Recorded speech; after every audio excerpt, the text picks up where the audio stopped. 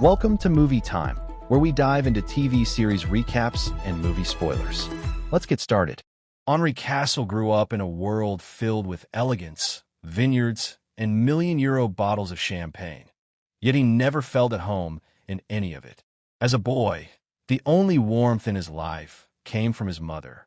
Every night, she read him Le Petit Prince, her voice soft and steady, her perfume settling on the pages like a memory he never wanted to lose. But when illness took her away, the world grew cold.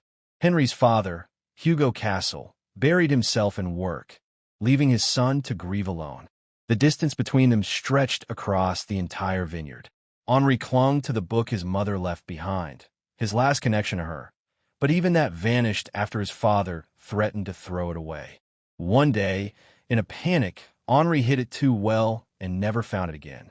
He grew up believing that everything he loved eventually slipped through his fingers. And the more his father tried to mold him into the heir of the Champagne Empire, the more Henri pulled away.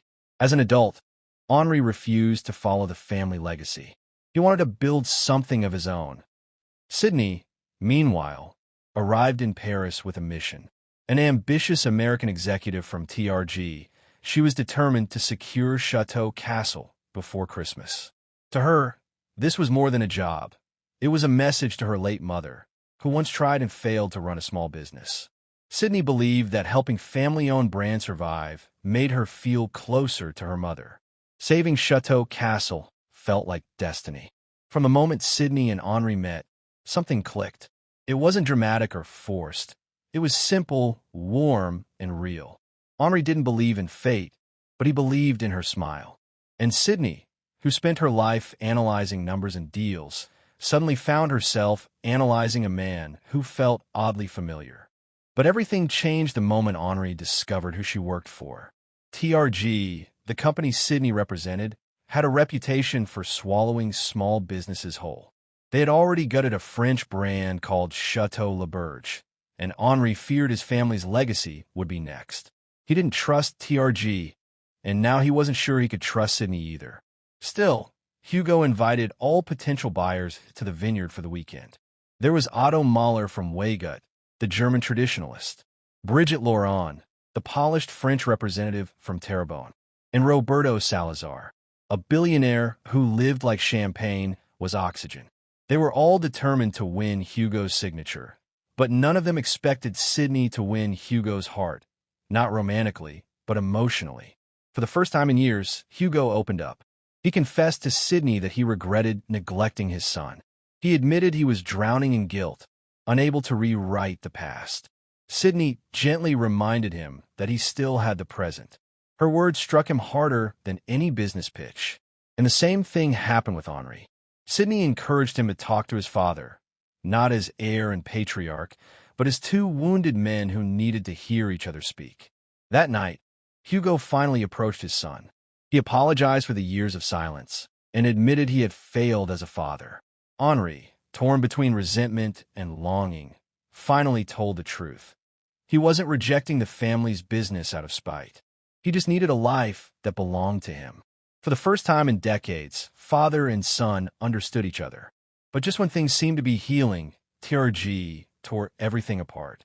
Ryan, Sydney's colleague, arrived unannounced. And with him came the truth Sydney never wanted to face. TRG wasn't planning to grow Chateau Castle. They were planning to flip it to Takami Imports the moment Hugo signed. Sydney was horrified. She had promised Hugo that he would remain president. She had given him hope. And TRG was about to betray all of it.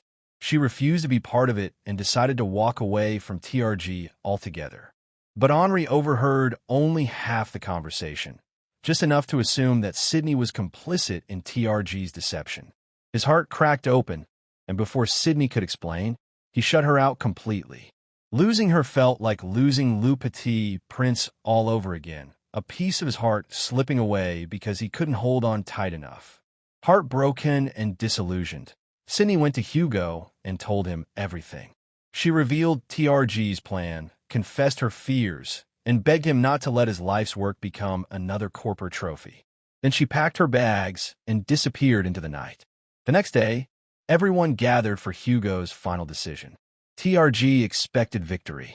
Ryan was practically rehearsing his acceptance handshake. But Hugo surprised everyone. He chose Roberto, a billionaire who loved champagne more than profit. Roberto was loud, eccentric, and absolutely unprepared to run a champagne empire, but he cared. And that, Hugo realized, was priceless. Roberto agreed to let Hugo manage operations and even offered to pay the 60 million euro debt weighing down the business.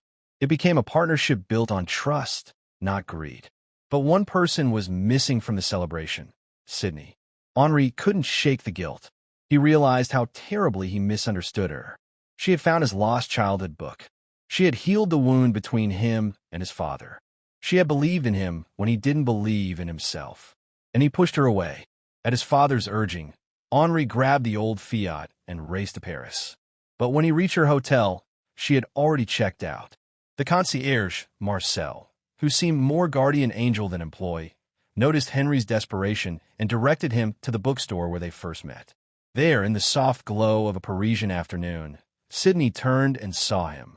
Henri, breathless and terrified of losing her forever.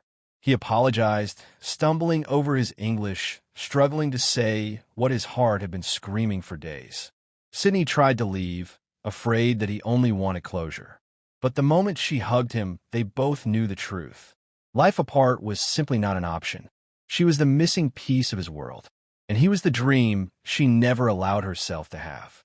1 year later, everything had changed. Henri built the bookstore he always dreamed of and named it La Petite Rêve, the little dream. Sydney became the COO, guiding it with the same passion she once poured into saving businesses. Hugo found new love with Bridget. Otto read stories to children in the bookstore. Roberto, of course, spent most of his time at the wine bar. The business wasn't wildly profitable, but it was real, honest, and theirs. And in this small corner of Paris, surrounded by books, wine, and the people they loved, Henri and Sydney finally discovered the one thing they both spent their lives searching for: a place where they truly belonged. Thanks for watching Movie Time. If you enjoyed this video, don't forget to like, subscribe, and hit the bell so you never miss a recap. See you next time for more.